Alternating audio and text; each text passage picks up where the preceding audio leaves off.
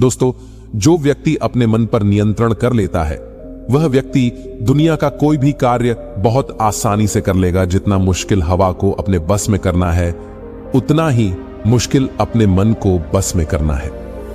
हम आपको कुछ नियम बताने वाले हैं। आप उन नियमों को फॉलो करके अपने मन को वश में कर सकते हो। तो आइए इन नियमों को बुद्ध की एक कहानी से समझते हैं।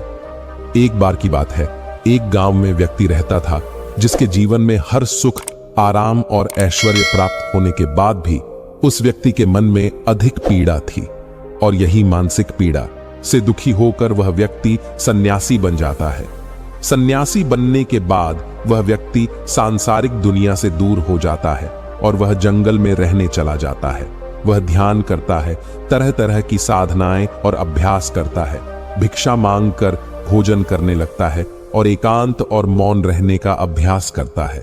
लेकिन फिर भी उस व्यक्ति का मन शांत नहीं होता। वह अंदर से बेचैन और परेशान ही रहता है।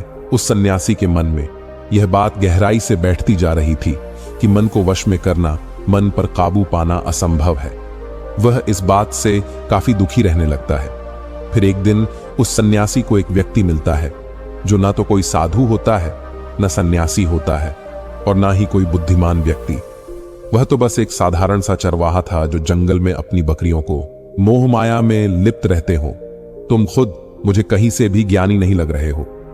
तो चरवाहा उस सन्यासी से कहता है, मैं तुम्हारी मदद कर सकता हूं, मैं मन को वश में करना जानता हूं। चरवाहे के मुंह से यह बात सुन सन्यासी जोर जोर से हंसने लगा और कहता है, क्या कहा तुमने? तुम मन को वश में करना जानते हो? मैंने अपना सब कुछ त्याग दिया है।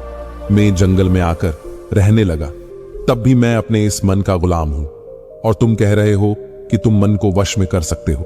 वह चरवाहा कहता है, मन को वश में करने के लिए सभी वस्तुओं का त्याग करना आवश्यक नहीं है और ना ही जंगल में आकर रहना जरूरी है। बस एक चीज है जिसे छोड़ना सबसे जरूरी है। वो सन्यासी उस चरवाहे से पूछता है, और वह एक चीज क्या है? वो चरवाहा सन्यासी से कहता है, वह एक चीज है, गलत जानकारी। आज तक हमारे भीतर जो भी जानकारी गई है उसी ने हमारे मन का निर्माण किया है। सन्यासी उस चरवाहे से पूछता है, ठीक है, आपकी बात मान लेता हूं, परंतु वह कैसे? वो चरवाहा उस सन्यासी को समझाते हुए कहता है, मान लो कि आज तक तुमने अपने जीवन में तुमने संतरे का फल खाया ही नहीं, तो क्या तुम्हें संतरे के स्वाद के बारे में कुछ भी नहीं पता? तो क्या तुम्हारा मन कभी संतरे खाने को कर सकता है? इसीलिए हमारे मन का निर्माण जानकारी से होता है। वो सन्यासी उस चरवाहे की बात से प्रभावित हो जाता है और उससे कहता है, क्या आप इस बारे में मुझे और विस्तार से समझा सकते हैं? वह चरवाहा उस सन्यासी से कहता है, अगर तुम अपने मन को वश में करना चाहते हो तो अब मेरी बातों को ध्यान से सुनो। तुम अपने मन को वश में केवल तभी कर सकते हो जब तुम अपने मन की जड़ों को देख पाओगे। मन का निर्माण जानकारी से होता है और हमारे शरीर में जानकारी के 5 प्रवेश द्वार होते हैं। पहला, आंख। हम अपनी आंखों से जो कुछ भी देखते हैं, अच्छा या बुरा, वह सब हमारे मन की याददाश्त में इकट्ठा होता रहता है और हमें सही और गलत दिशा दिखाता रहता है। आंखों से ही सब कुछ है।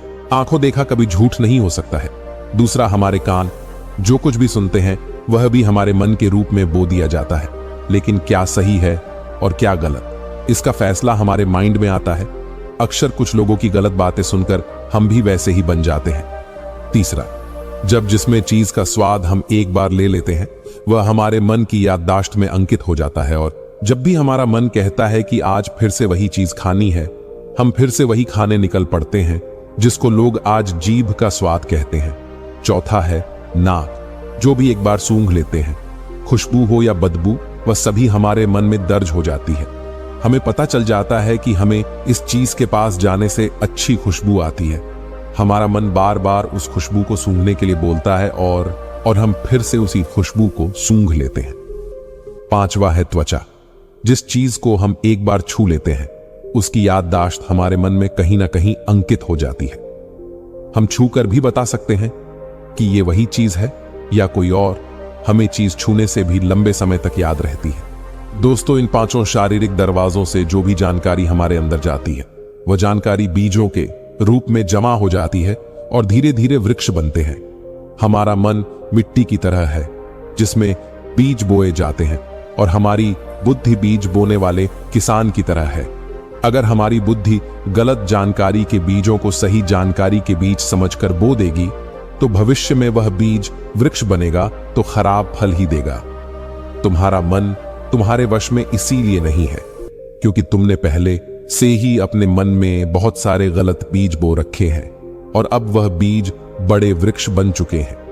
वह सन्यासी उस चरवाहे से पूछता है, तो अब मुझे क्या करना चाहिए, क्योंकि अब तक मैं बहुत सारे गलत बीज बो चुका हूं, और जो बीज बोए जा चुके हैं उन्हें वापस निकाला नहीं जा सकता है।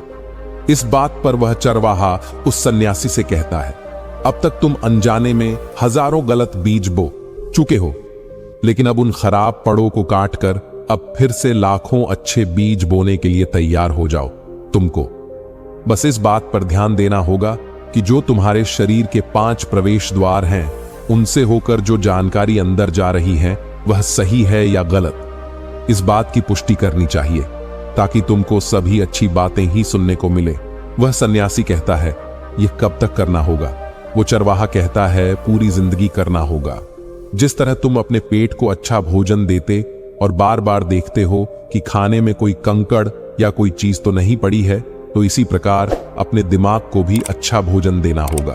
यानी सही जानकारी से हमारे सही विचार जिंदगी में हर दिन तुमको 2 प्रकार के विकल्प देंगे, एक गलत और दूसरा सही, लेकिन तुमको हमेशा सही विकल्प ही चुनना होगा। इसके लिए चाहे तुम्हें फिर से वही चीज दोहरानी होगी, लेकिन सही विकल्प चुने।